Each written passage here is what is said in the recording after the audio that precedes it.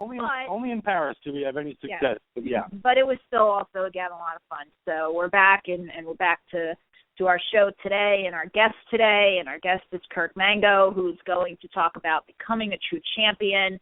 And if you follow gymnastics, you know who Kirk is. And he's going to be here to talk to us about his book. And I love this topic because there's so many times that we wonder, oh, yeah, he's such a great champion, he's, and then they either fall off or they don't really have the qualities of a good champion or they can't really maintain that. And his book really goes into all those different aspects, like how do you maintain becoming, being a true champion? What does it mean? What if there's some negativity, AKA, Michael Vick or, even Brady, I mean, how do you come back from that? Ray Rice. Stuff like right, that. Exactly. And is there such a thing as a true champion anymore? You might be surprised of what his answer is, and we're going to talk to him about this in just a little while. Yeah. So I didn't do I guess that must be me falling off the... Are you okay? Yeah, I think I'm champions and the Packers. Yeah. It's like that segue. Yeah. I like segueing from the champions and the Packers to Kirk Mango. Kirk, are you on the phone with us? Yeah, yes, I am. It's good to be here. Kirk Mango, thank you so much for joining us, man. How are you doing today? Good. How are you guys? Hey, we're doing fantastic, and we're a little wired up. Yeah, we're a little wired up today, but I want to start with you, man. You started the book with words from Nadia Comaneci, and let's start with congratulations on getting Nadia Comaneci to come out and give you your foreword.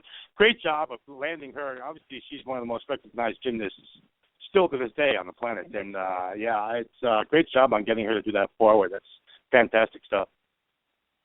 Well, yeah, she's married to Bart Connor, who I competed against not only in high school but also collegiately. So that's how that connection came about. Yeah, and Bart Connor was part of your whole process as well during the book, and taking some notice and giving you some pointers. Yes, yeah. Well, like I said, we competed against each other in high school and college, so. Gymnastics is kind of a small world. There's not a lot of numbers. So at that level of gymnastics, everybody kind of knows each other. Yeah, and tell us how cool it was to have your dad help you with all the illustrations throughout the book. Because that was cool. When I saw that your dad was at the big part of taking part in the illustrations and taking care of all that, I was like, oh my God, that is so cool. He actually had his dad helping him with all this stuff. Pretty nice to have your father working with you along the way, right? Oh, I was.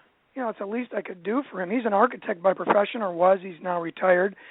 And, he was a big part of my life, and that what happened to me in high school, that adversity I faced, it was, he's a big part of that. So I just felt that was important to include him in the story that I was writing and the things that I wanted to help kids with today and athletes.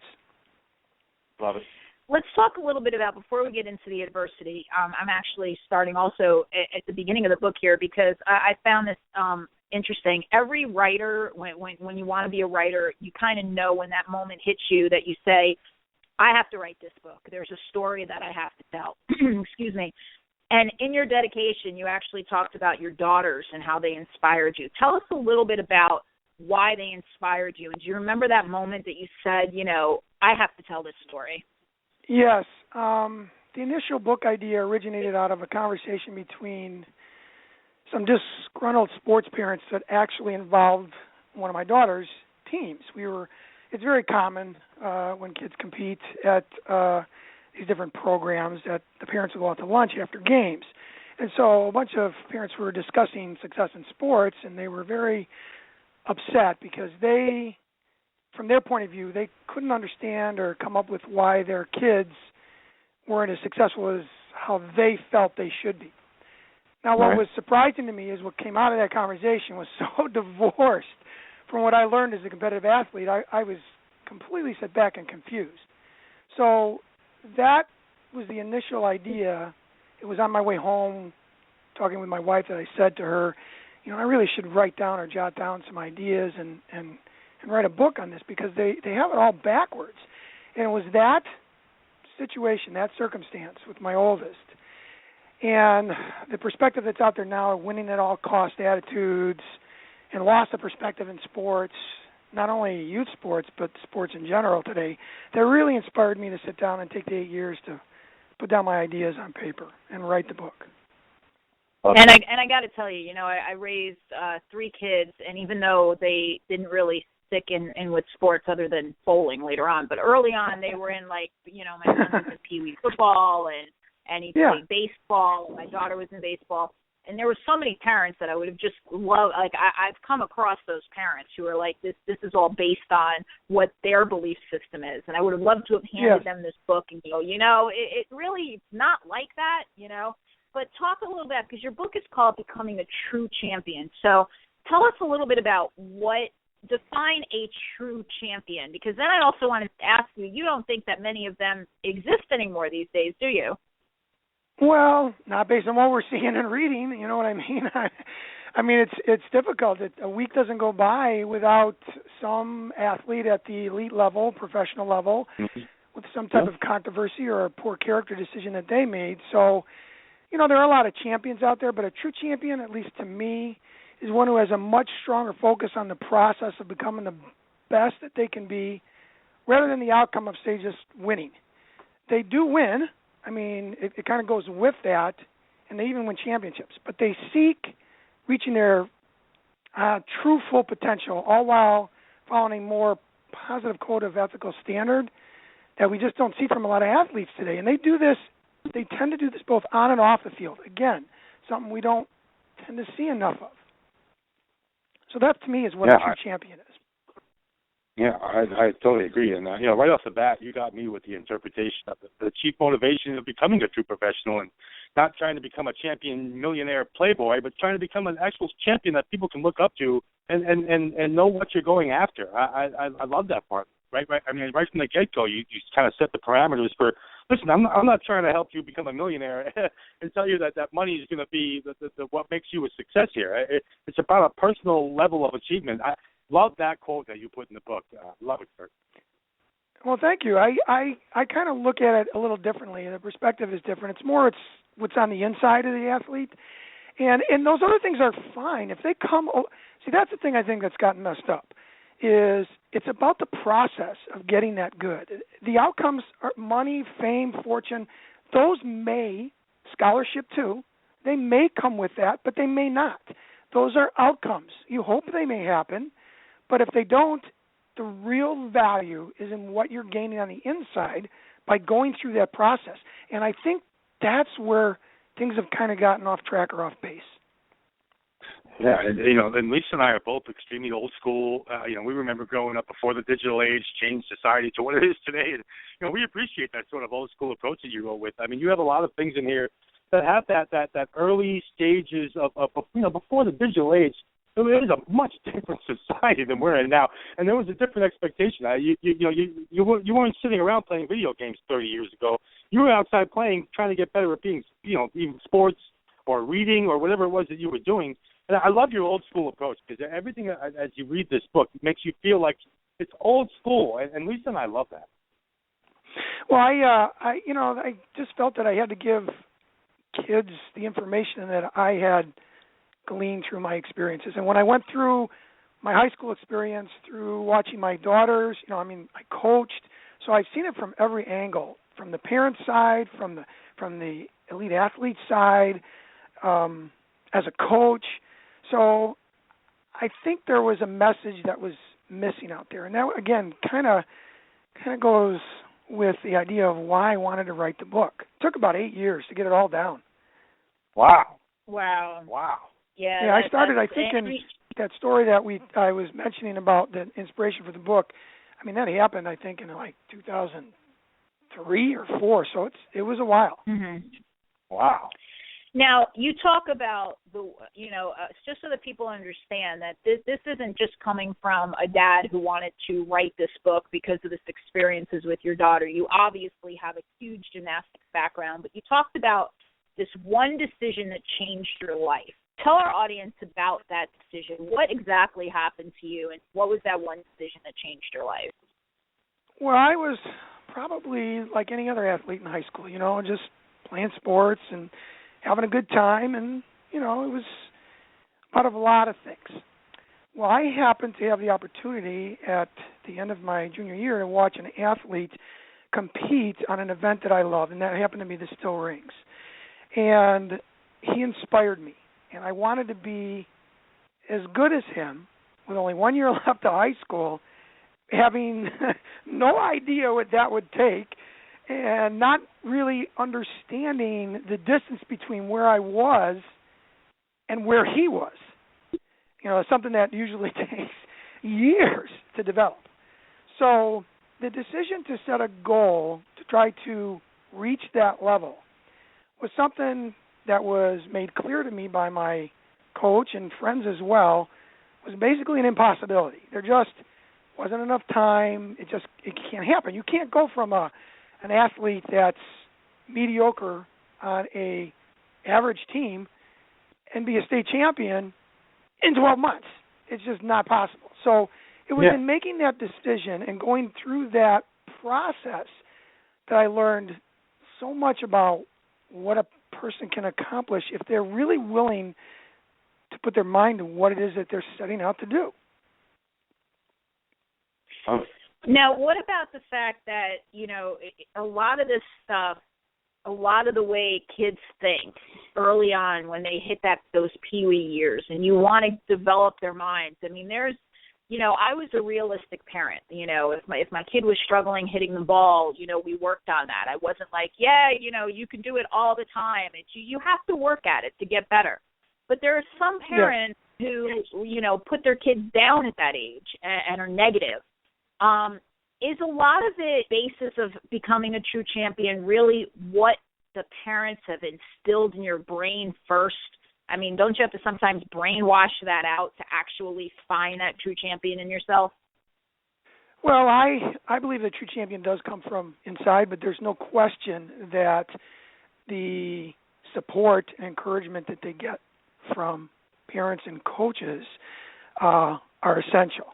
And everybody is different. That's where it becomes very difficult. You can't, you know, what works for some doesn't always work for others. So the foundational principles that I think most, if not all, parents would like to see from their kids, you know, the idea of working hard, a strong work ethic, or, you know, dedicating themselves to what is it they, and I underline that word they, what they want to accomplish.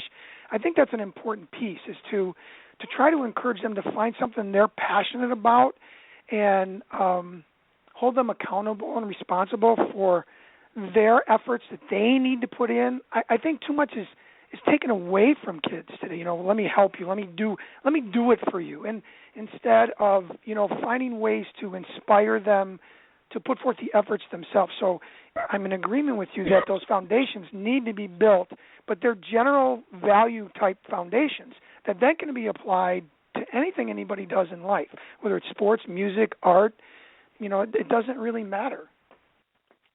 Yeah, I couldn't agree more. And you know, after your playing career, you ended up coaching in high school, college. You've been a college coach. You've done everything. Did you try to implement some of your ideas of what you were going through when you were, you know, obviously going through what you were going through in your gymnast career? I assume that you try to, you know, instill as many of what you went through in the kids that you had under your leadership, that tutelage back then. Well, that was a really important piece to me, to give back. It's why I became a teacher. You know, people don't become teachers to be rich. So they become teachers because they want to make a difference. And that's why I wrote the book, was to try to make a difference. And so I did. That was a big part of that. And I have to mention that even though I learned a lot through my high school career, I learned more through my college career and more in dealing with the athletes and being a parent of two kids that were athletes. Each of those pieces added to things I could put in the book. So yes, to answer your question, I did try to incorporate a lot of the foundations in the book with my athletes, and it kind of went both ways. You know, as because not everything you try works. So as you go through that process of how to develop athletes and how to get them to understand the amount of effort that goes into reaching a high level of excellence, you learn a lot about that too, because every person and every athlete is a little bit different, and you have to approach them a little differently. My two kids are different, the way they look at things. So, you know, I did try to do that, very much so. You know, it's interesting because we talked before you came on the air about champions who have had a potential setback and how to come back from that, because I think the the best part about being a champion is knowing, it's not going to be perfect the whole time. You are going to have these little instances in your life that you have to bounce back from, whether it be a game or something stupid you did or an injury. We talked about Tom Brady.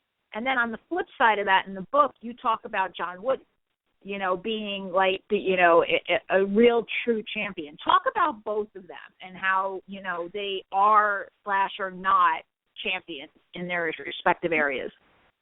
Who's I didn't catch the name of the last athlete you mentioned. Tom Brady and then John Wooden, the coach John Wooden. Oh, okay, John Wooden. Yeah, he's in my view, he's one of the best examples out there of developing athletes into true champions. So, yeah. And when you mentioned Tom Brady, you're talking about what specific instance? Yeah. Well, obviously the newly deflate gate and all the stuff. I mean, that's. Oh, okay. I wanted to make sure I was clear. Yeah. I think hurt his career. Yes. Well, I think a lot of the athletes out there today, I think part of the problem with them, they're like adolescents. It's like, you'd expect an athlete when they get themselves into trouble that they would, a young athlete, try to find a way to hide the truth or you would expect that out of younger kids. It's part of the learning process. But I don't personally expect that out of athletes that are adults. And that they tend to act like adolescents. They will lie. That's the character piece I'm really dissatisfied with. And I think that's been lost in sports as well. And that was a big part of John Wooden and his focus. He wasn't all about winning.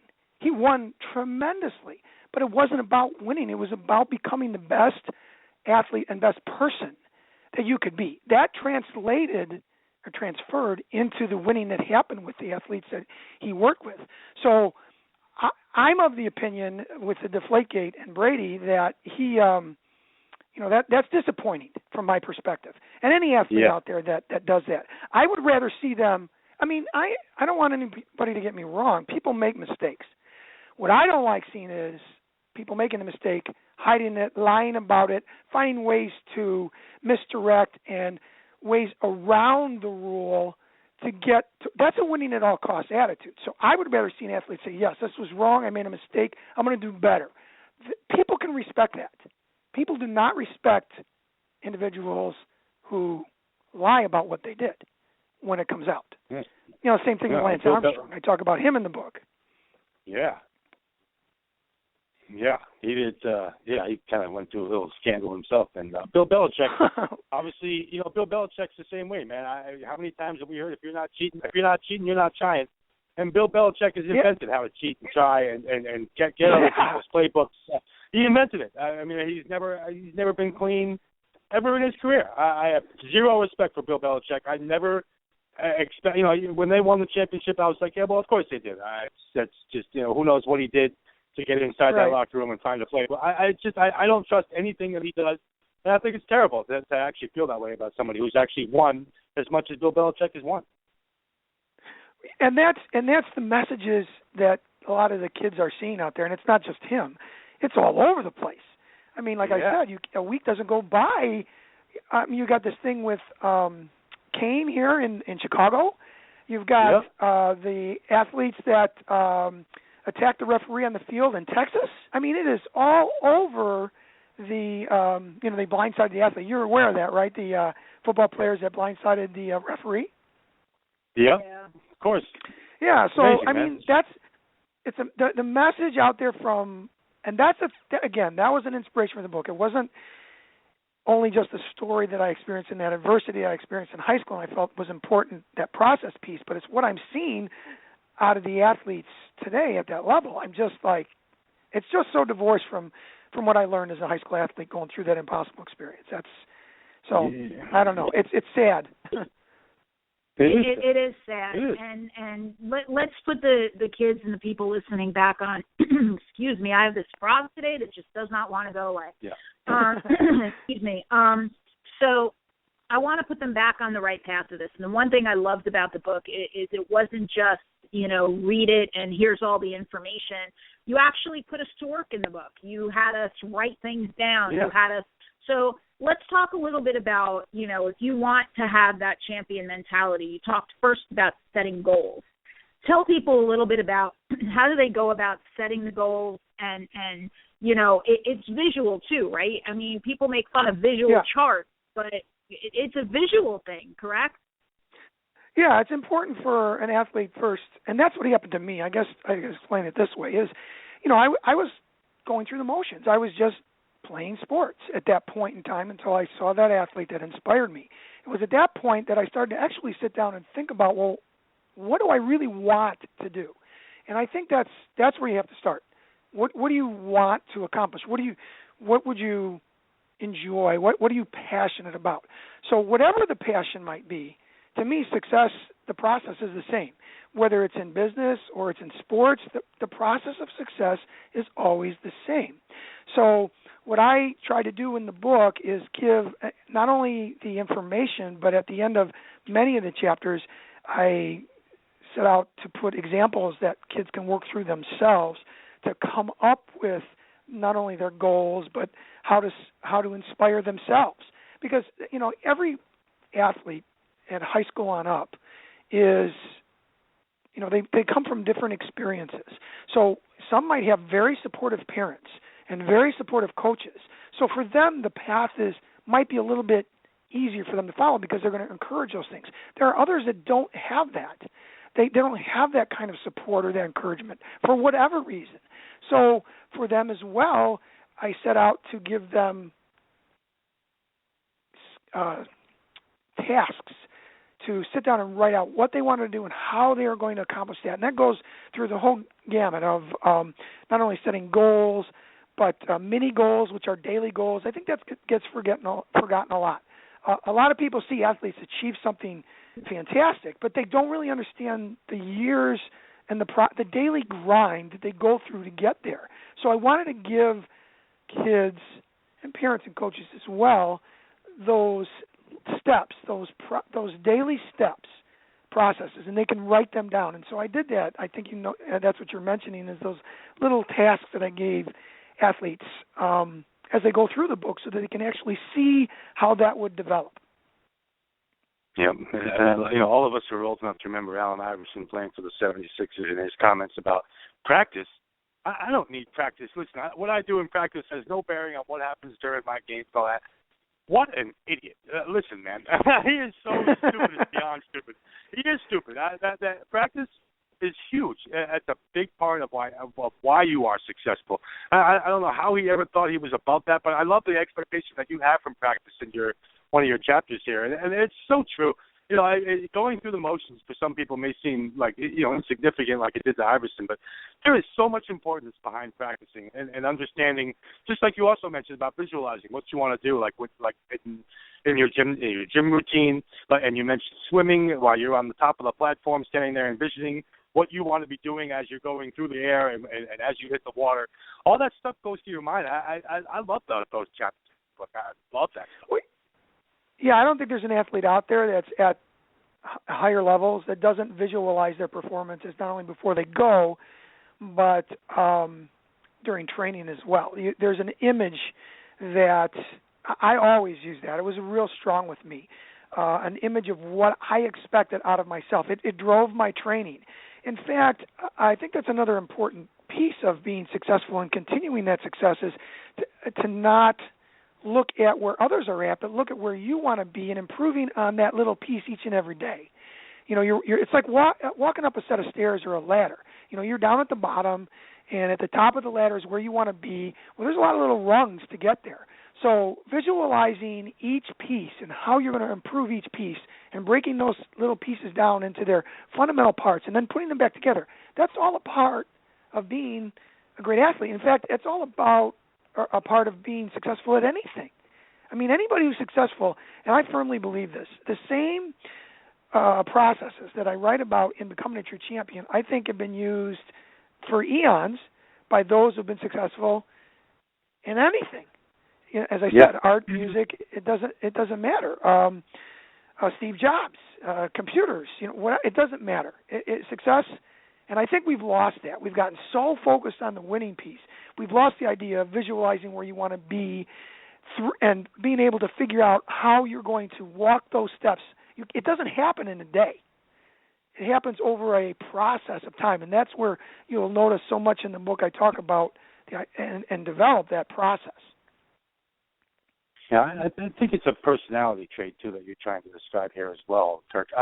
Even though Lisa and I aren't athletes anymore, obviously, I'm 46 now. My days are over for playing, but in reading your book, it makes you want to be a better person, not just a better athlete. Like you can apply some of the stuff that you have going on in life, not just athletics. So that's something that I caught.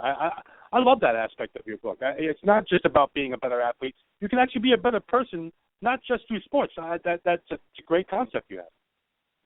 Yes, and that's why I've mentioned there, I think, several times about the idea of these go beyond the athletic arena into life itself. Yeah. And to me, that's what it's all about. And again, it doesn't matter what avenue you choose. You might have a child who's very passionate about music. Well, guess what? To be a great musician, it's going to take the same pieces.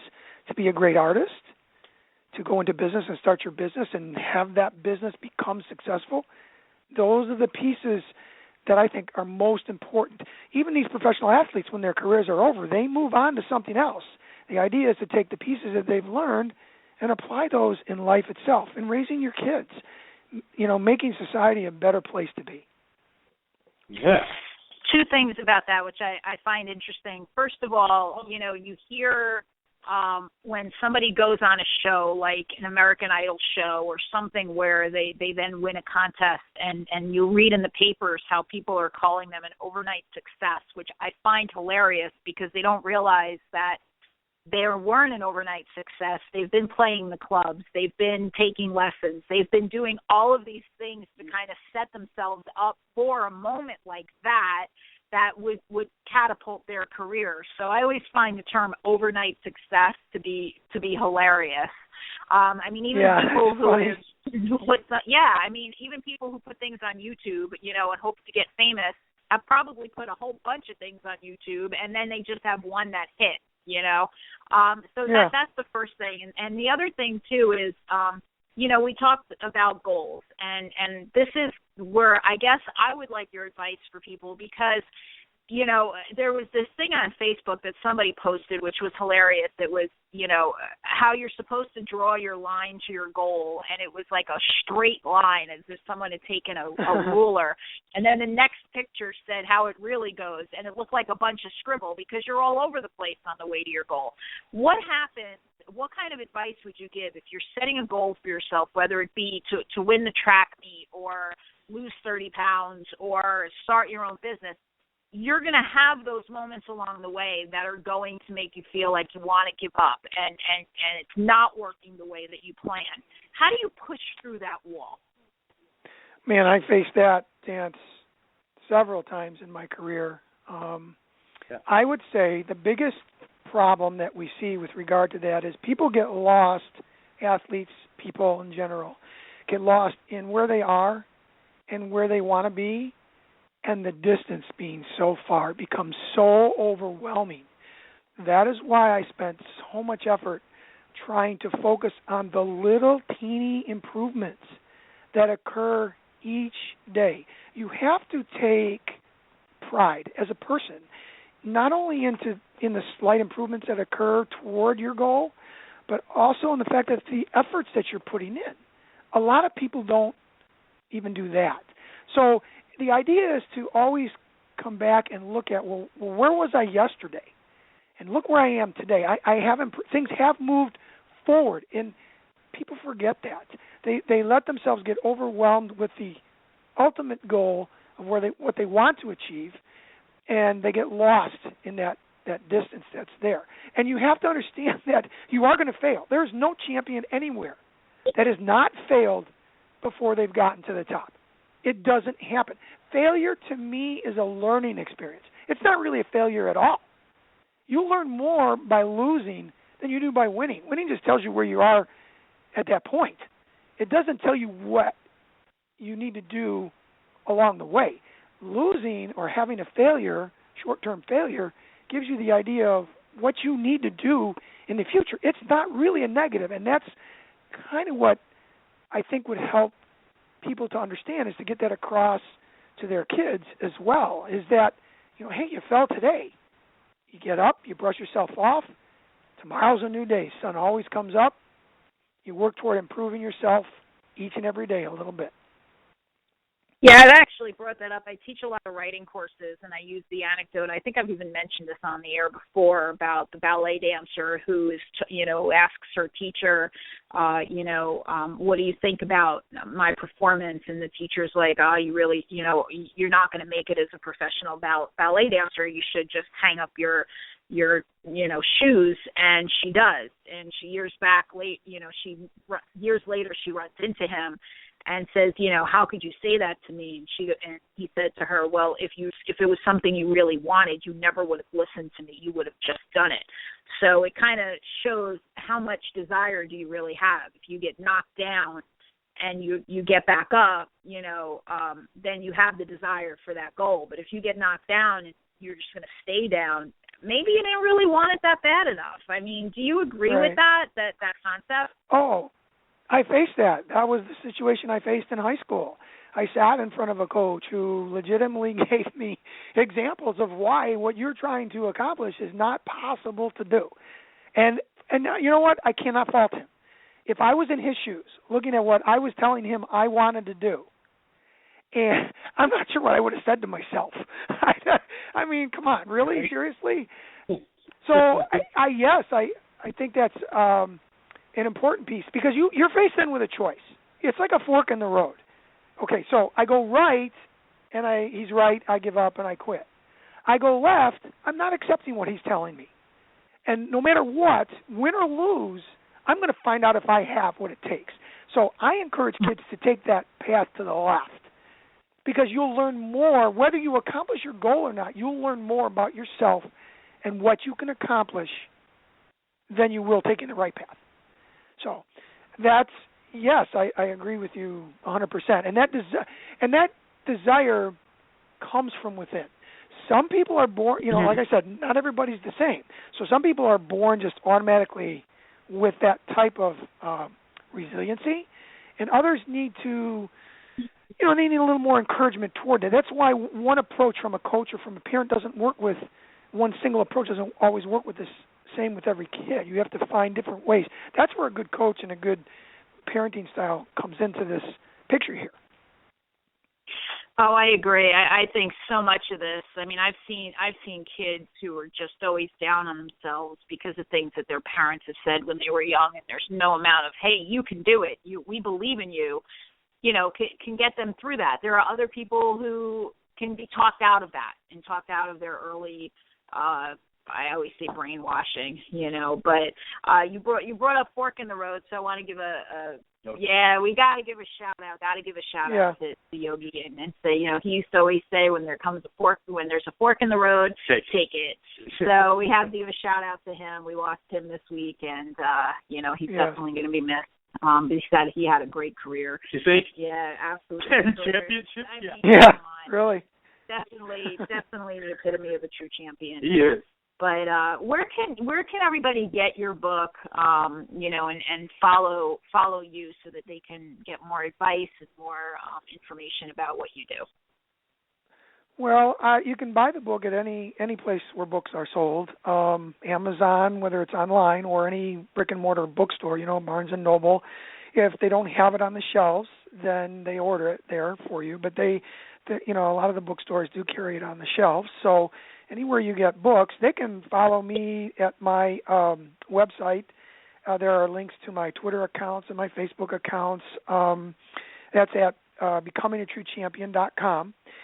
And I'm very, very good at making contact with athletes who write me. So I have coaches and people who write me, and I just think it's an obligation that if someone's going to take the time to write you and ask you a question, it's important to give them the time to answer them back. So I make contact all the time with anybody who writes me that way. But I also have a blog at Chicago Now. I have I don't know how many articles on there about sports and things that have happened in society, but It's called The Athlete's Sports Experience, Making a Difference, and that's at Chicago Now. So all of those are connected through my website. The easiest way is to go to my website at becomingatruechampion.com, and you can go off from there. So if a player or coach were to contact you and you'd get back to them and like speak with them, sit down with them, meet with them, how does that process go? Did you actually like talk in front of a team? What would they expect from you? Well, I've done speaking engagements from, very small teams from sizes of 10, 12, 15, just varsity level all the way up through whole programs, through a whole high school's athletic program of 500 or so kids or more. That's nice. One way. I've done that. Many of them come through just email. I'll get a parent who will pick up my book or stop by my website and say, hey, I got a problem. This is my problem, and can you help? And I always write back. I say, I'll give you the best advice I can give you. Hopefully it'll work for you, and this is how I see the circumstance that you're in, and then we'll tag back and forth. There's coaches out east and out west that have bought my book and given it to their teams, and that's what I'd like to see. The book was written to help athletes and make a difference for them from high school on up to the elite level. I get a little concerned, and was in the beginning stages of putting this out there, that parents that have a 5 or 6 or 7-year-old kid will get the book and give it to them and say, here, read this. And it's like, to me, it's a little much for a kid of that age. There's so much more about developing the love of the game, that they have to do before they get to the point where becoming a true champion becomes a piece for them. So high school on up, I like to see teams and coaches buy the book and give it to their athletes, and I'm willing to speak or talk to, anybody about that. It happens on a fairly consistent basis through email or through speaking engagements. I'd like to change just one thing you said, only because kids are so impressionable and so moldable in middle school. And, I saw it, and I think by the time you get to high school, you have a little bit of arrogance in some of these kids sets in. True. Because they made the high school team. I'd like the book team to be given starting in middle school, because they're aiming to get on those high school teams, and that's when you have to have the right mentality, and the coaches are going to be watching you for the right kind of leadership. So I think go a little lower. I think the 6th, 7th, and 8th. Are you talking 6th, 7th, and 8th grade? I would say 6th, 7th, and 8th grade. Absolutely, because you have some kids too who are in middle school who are all still trying out to be on junior varsity as a middle schooler, and you can actually do that where we are if you're good enough. So to have that, and there's so much going on in a middle schooler's head, and I'm not saying it's all good, because middle school is a very tough age for very tough set of ages for a lot of kids out there. It would be great to kind of get into their head at that point and say, look, you're going to be faced with a lot of decisions right now and a lot of ways that you could take this, and this is the reason why you should go in this direction. And that's honestly just my opinion based on being a mom and seeing it, Yeah, well, and you've read the book too. So my concern only with that is that it comes from the parent and not the kid, and it's got to come from the kid. So if the book is given to the kid and the athlete reads it and is motivated and inspired by that, that's great. My only concern was that parents would take the pieces out and be forcing them on the kid. That was where I was talking about high school on up, because usually when you get to I taught high school for 34 years, and by the time a kid gets to high school, they're not, parents become, even though it's sad, and I was a parent of two daughters who played sports, but when they become high school age, you become sadly less of an influence on their lives, and things outside, things they pick up and read and their peers become more of an influence for them. So junior high is fine as long as it's coming from the child and they're mature and into reading. That would be great. And not from the parent reading it and saying, okay, we're going to go out and do this. It's got to come from the kid. That's my only concern. It's the athlete. And I mentioned something about this, how important parents are and coaches are. However, no matter how good a coach is or how good a parent is, if the athlete isn't ready or willing to walk that path, the other two are irrelevant. So that's why I wrote the book. I wrote the book for athletes instead of parents. There's tons of books out there for parents. So I thought it was important to address the athlete themselves because of how important they are in this process. They're not, they're not toys. They're not robots that just do this and they go do it and it happens. It's not like that. It's got to come from them. No, I agree. Yeah. I agree. Kirk, this has been a great interview. Yeah. I mean, anybody who's listening to this, if they're not inspired then to buy the book and go out and achieve their own goals, I mean, I'd be surprised. It really was great stuff. So thank you so much for being our guest today. And, I tell everybody, please go out and look at the website and, look at the book and let us know. Let us know. But thank you so much for being here with us today. Yeah. Oh, it was my pleasure. I'm honored to have been asked to be on. Thank you so much. Oh, no problem. Thanks, Kirk. And down the road, if, anything else comes up, you get another book coming out, feel free, please come back on as our guest. Please. Absolutely. All right, absolutely. We'll talk to you guys soon. Thanks, Great. Kirk. Thanks, Kirk. Take care, man. Take care. All right, bye-bye. That was great. Bye. It's fantastic. And even for us, like I mentioned, I'm 46. Our athletic days are kind of behind. Mine aren't. I'm going to go play basketball. Well, I still kick the ball around, and I'm still going to get out there and actually kick those soccer cleats. Those new cleats that we got from Soccer Loco, and get out there and kick a ball around. But it's great stuff. It's just kind of when we were reading the book together. Remember the first thing I said to you was, "You want to go for a walk or something? Let's just get out and do something." And it kind of gets you motivated just to even do something.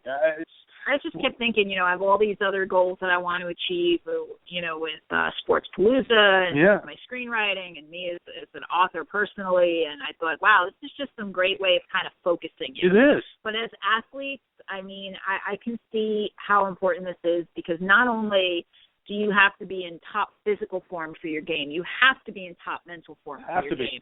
And they both go hand in hand. I mean, I remember as a kid playing softball, if I was having a bad day in school and we went on the field and it was time for a game, I hit like crap, because my brain was just not there. So, being able to really kind of hone in and focus on that, and like you say, have those aspects of being a champion, and it's just great. So, Kirk, great interview, and that's actually our show for today. But I think it was really good because, like I said, it's just a lot of really good information. Yeah. So, just want to remind everybody that we're here every Thursday at 1:00 Eastern Time, and we have our show this weekend, Major League Fantasy Sports. And Davin will not be with us this weekend. We will hold it against him the following week. Yep. But It's like Jack and Jeff will be joining Corey and I this week. Yep, and it's still going to be they just have so much fun on the show. Yeah. So definitely tune in. And I give out my picks on the show too, so you might want to tune in for that because I went crazy last weekend. That's a good thing. Yeah, I hit almost everything. I mean, it's just So feel free to tune in, not just for the fantasy part of it, but because I'm there giving my tips and advice as far as the games go as well. So that you're getting like the 2-for-1 deal by listening to that show, because after we summarize each game, I give out the lines, the team totals, and all that kind of stuff, and I hand out a recommendation for each game as well. So we're trying to accomplish a few things with this show. Stay tuned. Nice. And so we'll be back with that on Sunday. We'll be back with the Into the Cosmos show next Wednesday at 1:00 Eastern Time. And, of course, you have your own Get More Sports show, which, people can just follow you on Twitter at DJ the Rainmaker, and they'll find out when your shows are being posted there. Yeah. And, of course, like we talked about before, our NHL show, Drop the Damn Puck. How'd I do? Pretty good. Okay. You got to do a little more intense, but that's all right. Drop the damn puck. So I'm talking. There we go. We'll be back. And just want to wish everybody a great weekend, and we'll see you back here next week. Yep. Thanks for tuning in, everybody, and we'll catch you next time here on the Sports Palooza Radio Show. Lisa and I always leave you with bye-bye. Bye.